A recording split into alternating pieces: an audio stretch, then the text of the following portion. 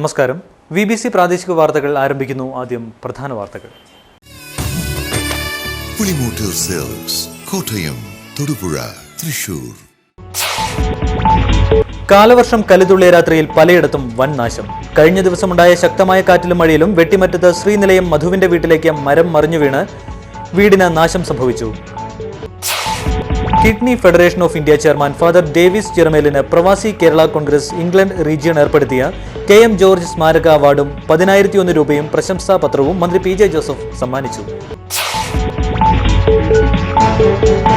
ഇടുക്കി പാക്കേജിന്റെ സൂക്ഷ്മ നടത്തിപ്പിനായി സ്പെഷ്യൽ ഓഫീസറെ നിയമിക്കാൻ തീരുമാനിച്ചതായി PT തോമസ് MP.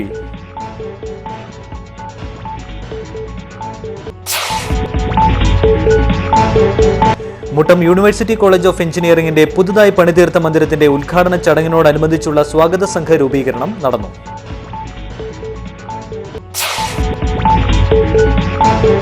തൊടുപുഴ താലൂക്ക് ആശുപത്രിയിൽ ചികിത്സയിൽ കഴിയുന്ന രോഗികൾക്ക് കോൺഗ്രസ് ഐ നേതൃത്വത്തിൽ ഭക്ഷണം വിതരണം ചെയ്തു.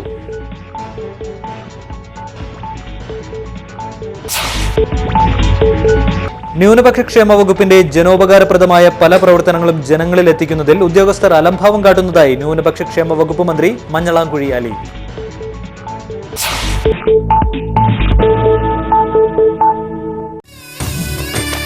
പുളിമൂട്ടിൽ സിൽക്സ്, കോട്ടയം, തൊടുപുഴ, തൃശൂർ.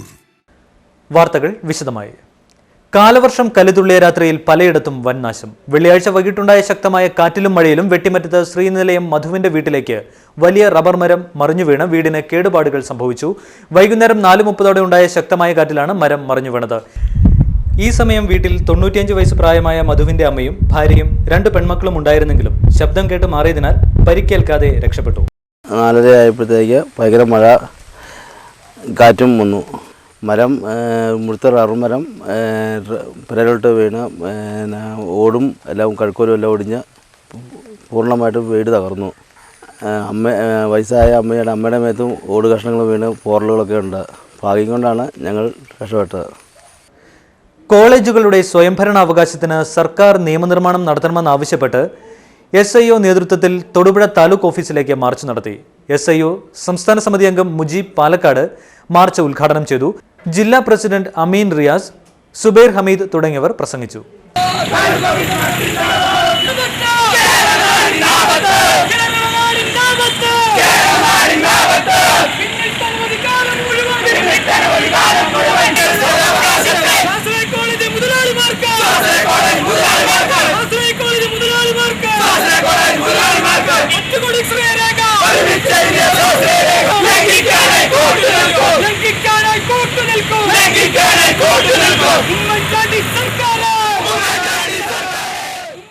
പരിഷ്കാരങ്ങൾ കേരളത്തിൽ നടപ്പിലാക്കുവാൻ SIO സമ്മതിക്കില്ല എന്ന് പറയുവാൻ ഞാൻ ഈ സന്ദർഭം ഉപയോഗപ്പെടുത്തുകയാണ്.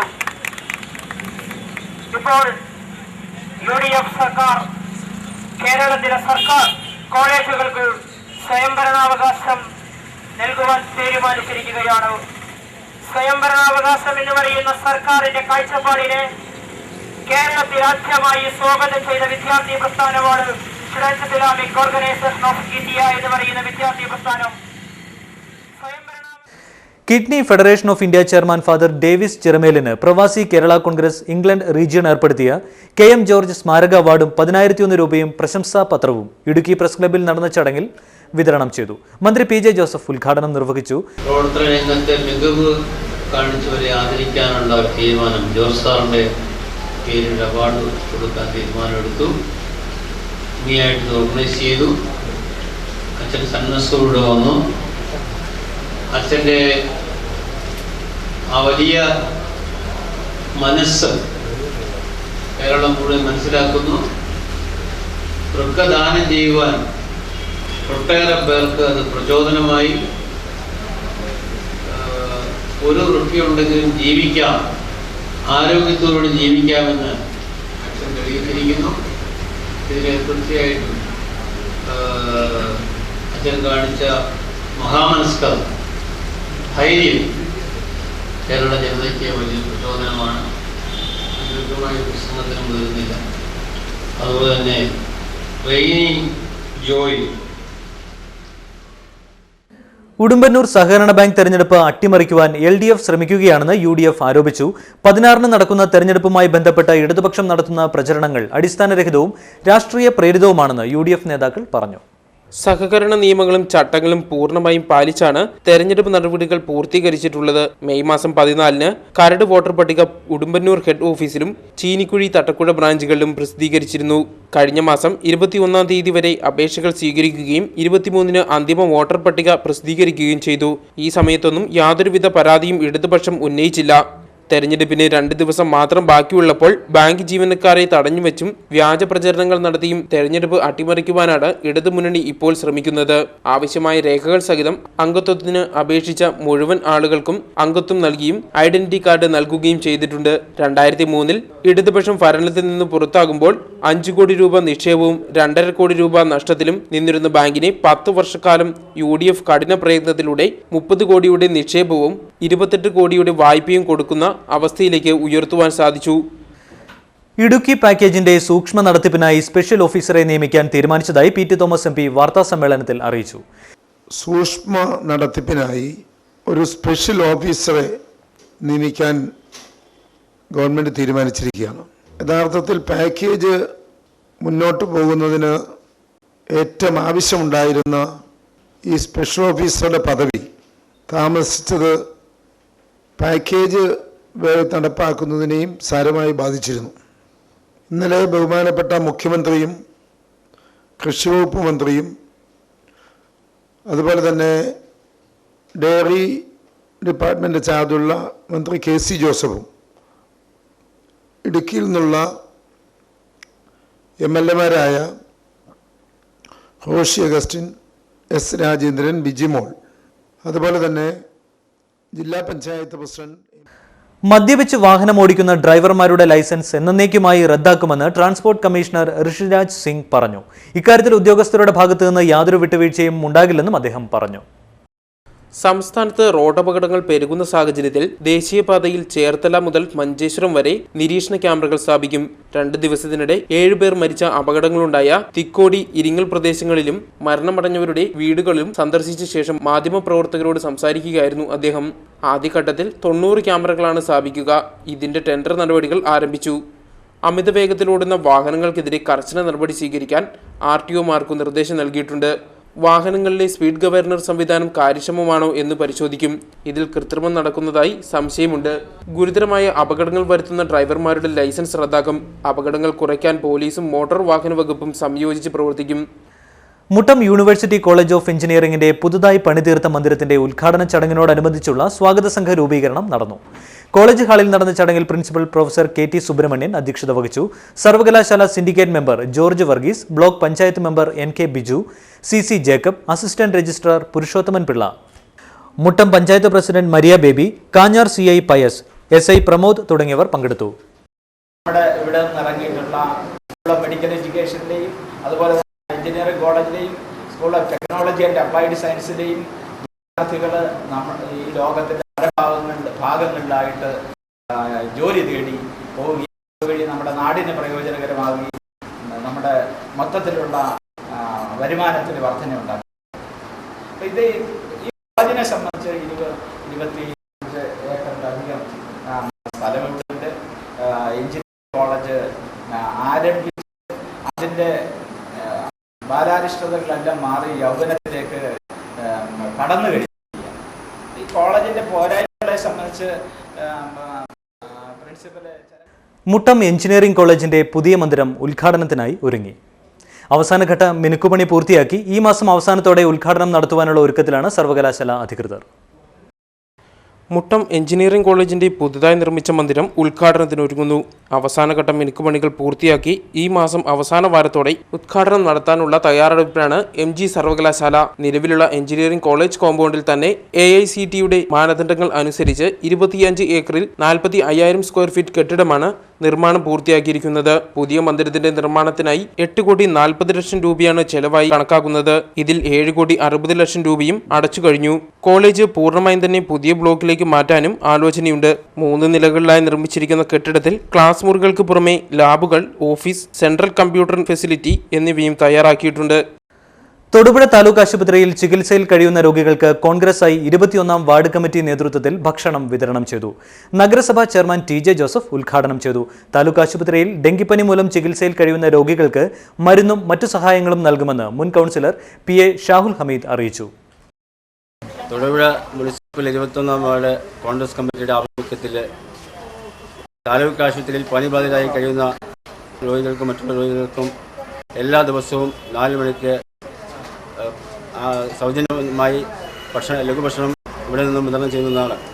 അതുപോലെ തന്നെ ഡെങ്കിപ്പനി മൂലവും മറ്റു രോഗങ്ങൾ മൂലം കഷ്ടപ്പെടുന്ന രോഗികൾക്ക് ആവശ്യമായ താലൂക്ക് ആശുപത്രിയിൽ ചികിത്സയിൽ കഴിയുന്ന മുഴുവൻ രോഗികൾക്കും മരുന്നും മറ്റ് ബ്ലഡ് അങ്ങനെയുള്ള എന്ത് ആവശ്യങ്ങളുണ്ടെങ്കിലും പാർട്ടി പ്രവർത്തകന്മാർ ഇപ്പോൾ സജീവമായി എല്ലാ കാര്യങ്ങളും. 18 വയസ്സിൽ താഴെയുള്ളവർ ബൈക്ക് ഉപയോഗിച്ചാൽ ഉടമയുടെ ലൈസൻസ് റദ്ദാക്കും. പ്രധാനമായും +2 തലം വരെയുള്ള വിദ്യാർത്ഥികളെ ലക്ഷ്യമിട്ടാണ് പോലീസ് രംഗത്തെത്തിയിരിക്കുന്നത്. ബൈക്കുകളിൽ പറക്കുന്ന 18 വയസ്സിൽ താഴെയുള്ളവരെയും അവർക്ക് വാഹനം വാടകയ്ക്ക് നൽകുന്നവരെയും കുടുക്കാൻ കർശന നടപടിയുമായി പോലീസ്. സ്കൂൾ യൂണിഫോം ധരിച്ച വിദ്യാർത്ഥികൾ ബൈക്കിൽ സഞ്ചരിക്കുന്നത് ശ്രദ്ധയിൽപ്പെട്ടാൽ ഇനി മുതൽ പോലീസ് കൈകാണിച്ചു നിർത്തിക്കില്ല. പകരം വാഹന ഉടമയുടെ പേരിൽ കേസ് രജിസ്റ്റർ ചെയ്ത് ആളുടെ ലൈസൻസ് റദ്ദാക്കും. ഇതോടൊപ്പം പിഴ സംഖ്യ വർദ്ധിപ്പിക്കുകയും ചെയ്യും. ഇതിനായി പ്രധാന സ്കൂളുകൾ കേന്ദ്രീകരിച്ച് പ്രത്യേക സ്ക്വാഡിനെ നിയോഗിക്കും. ലൈസൻസ് ഇല്ലാതെ ബൈക്കിൽ പറക്കുന്ന വിദ്യാർത്ഥികളെ കൊടുക്കാനാവാതെ നിയമപാലകർ കുഴയുന്ന പശ്ചാത്തലത്തിലാണ് RC ഉടമയ്ക്കെതിരെ കർശന നടപടിയെടുക്കാൻ പോലീസ് തയ്യാറെടുക്കുന്നത്. പിഴ സംഖ്യ എത്രയാക്കണമെന്ന കാര്യം തീരുമാനിച്ചിട്ടില്ല. വിദ്യാർത്ഥികളെ കൈകാണിച്ച് നിർത്താൻ ശ്രമിച്ചാൽ അത് കൂടുതൽ അപകടത്തിന് വഴിയൊരുക്കുമെന്നാണ് പോലീസ് ഭയപ്പെടുന്നത്. ചിലപ്പോൾ ഭയന്ന് വേഗം കൂട്ടുന്ന വിദ്യാർത്ഥികൾ അപകടത്തിൽപ്പെടാൻ ഇടയുണ്ട്. ഇത് പോലീസിനെതിരെ ജനവികാരം ഉയർത്തും. അതിനാലാണ് നമ്പർ കുറിച്ചെടുത്ത് അതത് വാഹന ഉടമയ്ക്കെതിരെ കർശന നടപടിയെടുത്താൽ മതിയെന്ന് തീരുമാനിച്ചത്. ന്യൂനപക്ഷ ക്ഷേമ വകുപ്പിന്റെ ജനോപകാരപ്രദമായ പല പ്രവർത്തനങ്ങളും ജനങ്ങളിലെത്തിക്കുന്നതിൽ ഉദ്യോഗസ്ഥർ അലംഭാവം കാട്ടുന്നതായി ന്യൂനപക്ഷ ക്ഷേമ വകുപ്പ് മന്ത്രി മഞ്ഞളാംകുഴി അലി പ്രസ്താവിച്ചു. തൊടുപുഴയിൽ ന്യൂനപക്ഷ ഉദ്യോഗാർത്ഥികൾക്കായി ആരംഭിക്കുന്ന മത്സര പരീക്ഷാ പരിശീലന കേന്ദ്രത്തിന്റെ ഉദ്ഘാടനം നിർവഹിച്ച് സംസാരിക്കുകയായിരുന്നു അദ്ദേഹം. ഈ വർഷം 3500-4000 കോടി രൂപയുടെ ടോട്ടൽ ബഡ്ജറ്റാണ് ന്യൂനപക്ഷ വിഭാഗങ്ങൾക്ക് നീക്കിവെച്ചിട്ടുള്ളത്. ഏകദേശം വ്യത്യസ്തമാണ്. ന്യൂനപക്ഷം എന്ന് പറഞ്ഞാൽ മറ്റുള്ളവരൊക്കെ വെച്ച് നോക്കുമ്പോൾ മറ്റുള്ള യുപിയിലോ അല്ലെങ്കിൽ ബംഗാളിലോ അല്ലെങ്കിൽ ആസാമിലോ ന്യൂനപക്ഷങ്ങളെ അപേക്ഷിച്ച് നോക്കുമ്പോൾ നമ്മളത് വളരെ ഉയർന്ന രീതിയിലാണ് ചെയ്തിരിക്കുന്നത്. അതുകൊണ്ട് തന്നെയാണ് ഈ 3000 കോടി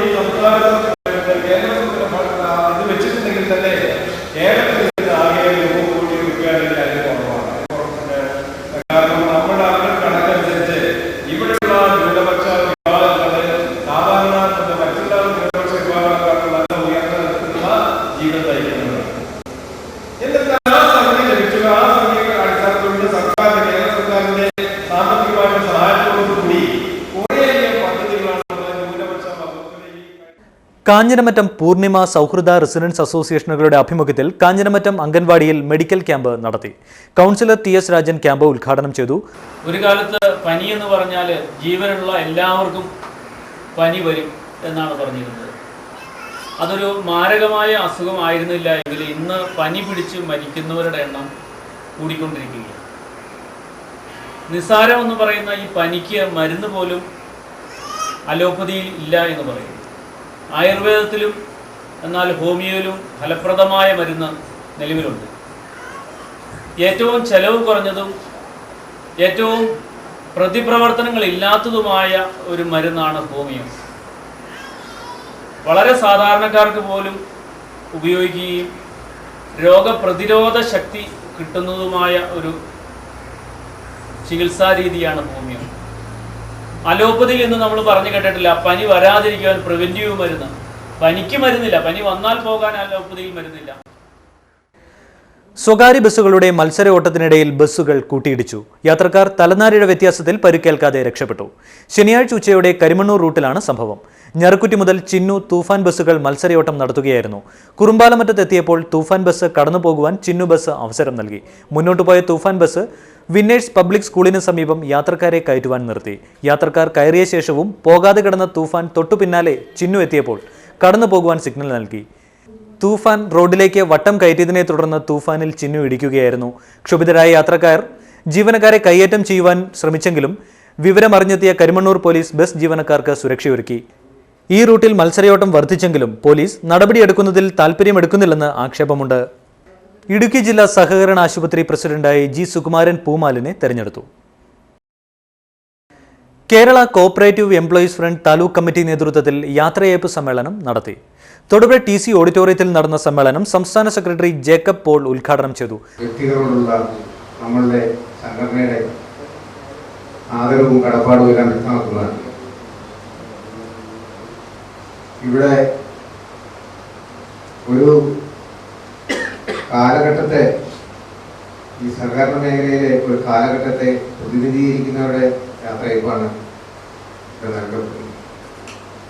നമുക്കറിയാം 30 വർഷത്തിന് മേലുള്ള സർവീസുള്ള ആളുകൾ. അവസാനമായി പ്രധാന വാർത്തകൾ ഒരിക്കൽ കൂടി. പുളിമൂട്ടിൽ സിൽക്സ്, കോട്ടയം, തൊടുപുഴ, തൃശൂർ. കാലവർഷം കലിതുള്ളിയ രാത്രിയിൽ പലയിടത്തും വൻ നാശം. കഴിഞ്ഞ ദിവസമുണ്ടായ ശക്തമായ കാറ്റിലും മഴയിലും വെട്ടിമറ്റത്ത് ശ്രീനിലയം മധുവിന്റെ വീട്ടിലേക്ക് മരം മറിഞ്ഞു വീണ് വീടിന് നാശം സംഭവിച്ചു.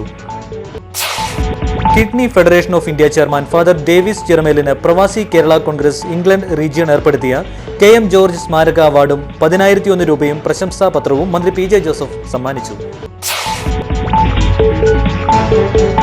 ഇടുക്കി പാക്കേജിന്റെ സൂക്ഷ്മ നടത്തിപ്പിനായി സ്പെഷ്യൽ ഓഫീസറെ നിയമിക്കാൻ തീരുമാനിച്ചതായി PT തോമസ് MP.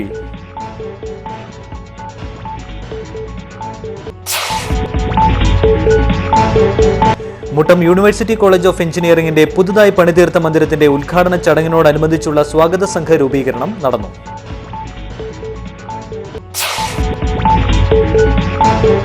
തൊടുപുഴ താലൂക്ക് ആശുപത്രിയിൽ ചികിത്സയിൽ കഴിയുന്ന രോഗികൾക്ക് കോൺഗ്രസ് I നേതൃത്വത്തിൽ ഭക്ഷണം വിതരണം ചെയ്തു.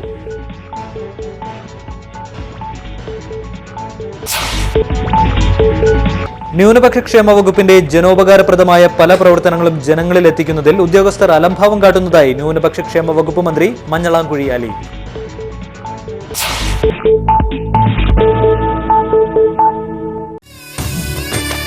പുളിമൂട്ടിൽ സിൽക്സ്, കോട്ടയം, തൊടുപുഴ, തൃശൂർ. ഇതോടുകൂടി വാർത്തകൾ സമാപിക്കുന്നു. നമസ്കാരം.